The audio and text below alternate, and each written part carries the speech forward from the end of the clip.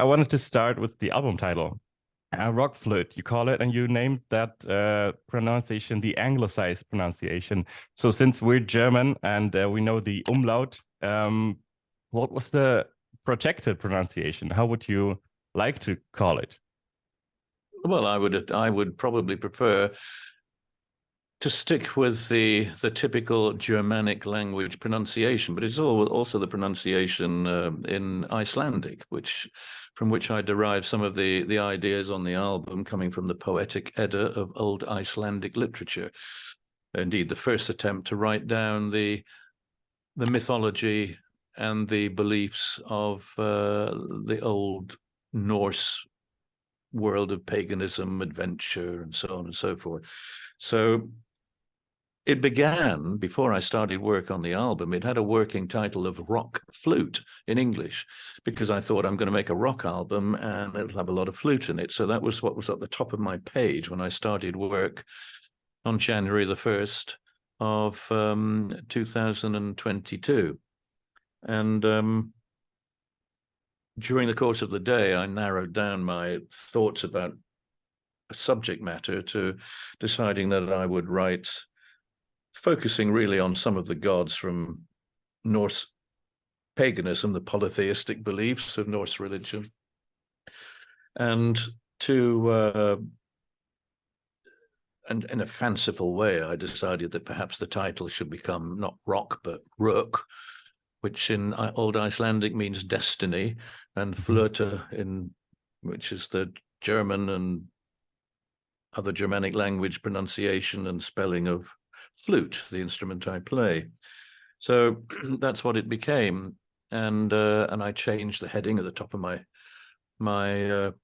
page of notes to reflect that, and did a lot of research about the identity, characters, and the roles of Norse gods, with a view to writing about them not in a humorous way, but in a light-hearted way, to describe their characters and their personalities. And then in the final 40% of each set of lyrics, the final two stanzas are bringing those characters and those roles into a context, into a parallel context of the world that I know today, or since I've been born.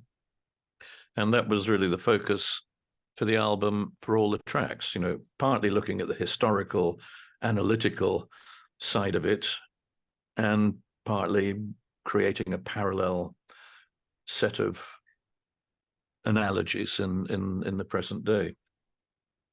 And the umlauts are there for a legitimate reason, because they are correct in their linguistic spelling, whereas the misappropriation of the umlaut at the hands of, for instance, Motley Crue or Motorhead, ought to make you either laugh or get angry, depending on your point of view. Yeah, all right. Only over a little over a year ago, you put out your last record, The Salad Gene. Now we're already blessed with a new album. How come? Why so quickly? Well, that's interesting, because that was your second question. For everybody else that I get interviewed by, it's always their first question. So you congratulations for coming up with that one second, for a change. Well, you have to remember that the Salad Gene began work in 2017.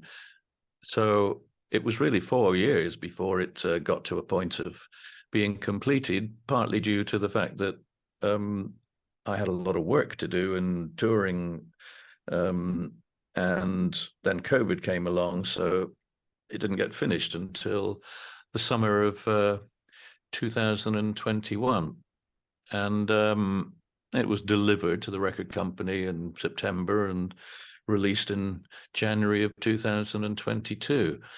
And so, yes, release dates are pretty close, but in terms of the actual idea and the creative process, there's a space of around 4 years between them.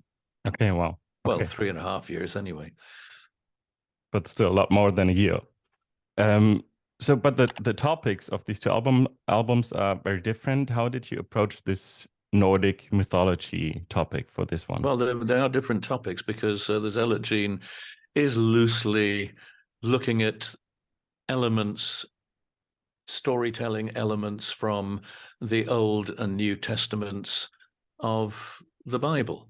So Judaism, Christianity, the Abrahamic beliefs formed the backdrop to the Zealot gene. And that's why I thought this time around, well, I'll do an album about the polytheistic beliefs. And although I started off with a broad look at everything from Hinduism through to the Greeks and the Romans, and then finally those paganistic beliefs moved across Europe to settle in Iceland around the 11th century, where they finally gave way to Christianity, long after Christianity had assumed the global importance everywhere else. So that was the process, and the process is resulting in an album which, again, is based on some religious reference, but it of course is a very different one. Nothing to do with the monotheistic Abrahamic beliefs of Judaism and Christianity and Islam, which are, of course, far and away the religions of the world today. Paganism is just for people who like to dress up in silly clothes and go through rituals and hang out with their buddies, pretending to do something that is, frankly, a bit silly. And I'm sorry if that offends any of them, but we all do things that are silly. I do things that are kind of silly and fantasy too. So there's nothing wrong with that, unless you, unless you're doing nasty, bad stuff as part of that belief. And of course, paganism, and particularly the fascination with Norse mythology, does have its dark side. Tolkien, not such a problem. Wagner, well, getting a little iffy. Heinrich Himmler, well, we're getting beyond the point where it's an acceptable level of interest and fascination. And so nationalism and political extreme right-wing naive politics are something that I personally stay a long way away from, and I would hope other people do too. Back in the 70s, releasing an album every year was almost normal for you guys. Did you feel reminded of that time? Well, I'm reminded of it whenever I start the process of writing and rehearsing with the band, because then there's an energy and a kind of momentum that you build up, which is something that is very enjoyable and very valuable, is to have that momentum where every day you wake up in the morning and you're getting on with the next track, and it's an exciting process. So that reminds me of what it was like going into the studio back in the end of the 60s, beginning of the 70s. It was energy and being on a speeding train. You were very much aware that the journey couldn't finish until you really had a mastered record finished in your hands, or in my case as well, all the artwork and the booklets and everything else that has to be done. That's when I finish it. And so it's up until that point when you're finished, you're trying to keep this train on the tracks going at full speed. Then one last question. Ragnarök in the Nordic mythology means the end of the world. So we hope that RökFlöte does not mean the end of Jethro Tull. Can you confirm that? Well, we also, more importantly, we hope it doesn't mean the end of the world. And true, of course. One of the tracks on RökFlöte is the song "Hammer on Hammer," which of course is talking about the god Thor, the angry, aggressive god of thunder and war, and the final two stanzas of that song are quite clearly talking about Vladimir Vladimirovich, who threatens to nuke the world if we persist in helping Ukraine withstand the aggressions of an invading force, and who ignores the national sovereignty of a neighboring country. So, it is a very relevant situation, and the end of the world, which if Putin acts upon his threats, then we are talking about the end of the world as we know it for most of the population of the Americas and all of Europe. you know, there might be a few Australians left and a couple of kangaroos on Spotify thinking, "Oh yeah, I used to like that song." But there won't be a world as we know it today if Putin does what he threatens to do. And that interests me that you have behind you. Just turn your head. It looks like a Metallica album I see on the shelf. Yes, it is. And the album cover it sort of looks like a vagina. Well, what it's is that? It is a coffin. It's a hairy coffin. Okay. A hairy coffin. I like that. Well, there you go.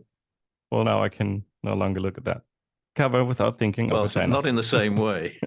Not in the same way, definitely. No, and if you do, keep your hands under the table. Okay, yeah, I will. Next question. That's about it. Oh, good. Yeah, but well, at least we finished on an optimistic and fun topic. There you go. Anyway, nice to talk to you, and have a wonderful rest of your day. Thank you very much. And tomorrow, if somebody says, "Hey, how are you today?" you can say, pretty much the same as I was yesterday. I will do that for sure. Okay. Thank you. Care. Bye-bye. Bye.